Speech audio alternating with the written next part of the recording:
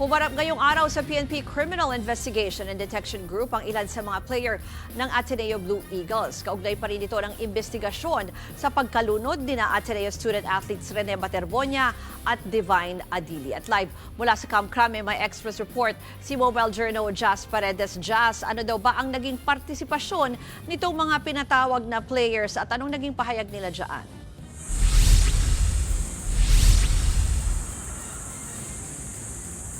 Ruth, kabilang sa mga humarap ngayong araw sa CADG ang ilang mga Ateneo players na kasama sa isinagawang team building sa Dipakulaw, Aurora.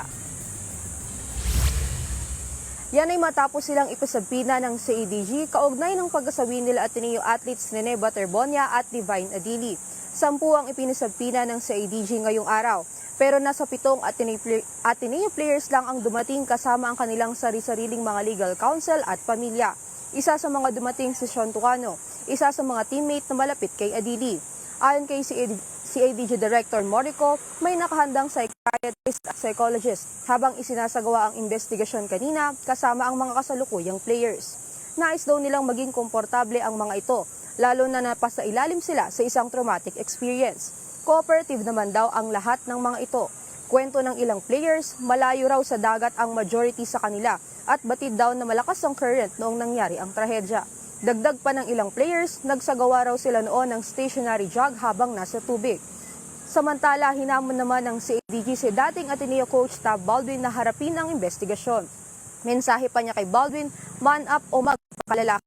Sa ngayon, inaasahan ng pagdating ni Coach Tab Baldwin sa Biyernes kasama ang iba pang opisyal ng Ateneo upang magpakita sa tanggapan ng PNP CADG.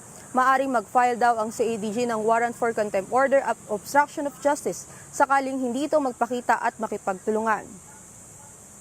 Ruth, hiniling din ng CADG kay Baldwin ang kopya ng drone footage kung saan makikita ang formation ng team sa dagat bago mangyari ang aksidente.